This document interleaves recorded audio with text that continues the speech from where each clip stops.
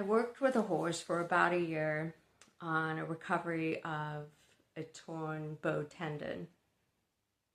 And physically, he was completely healed. There was no evidence whatsoever that there was any heat or swelling. In fact, it was almost impossible to the naked eye to establish which leg it was. But where it showed up for us was every time the rider asked for the left lead canter, he would not want to strike off on that leg. And energetically, we found out that it is due to the fact that throwing himself out of the starting gate was when the tear and the injury actually occurred. And so even though he was now in a safe space and a complete different environment and his body had healed, us asking him to canter created the same environment for him. So his deep-rooted trauma was still associated with the event.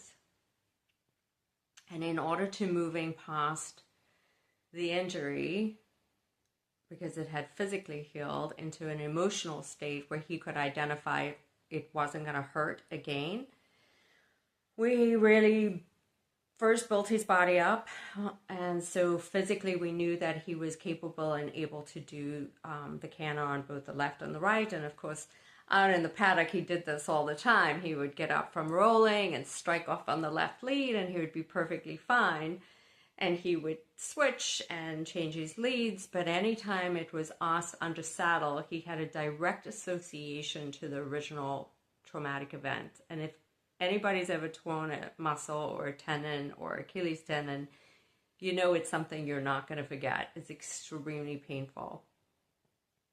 But what was so helpful in training was identifying when the event happened so that we would be able to energetically connect to that as we moved in past recovery.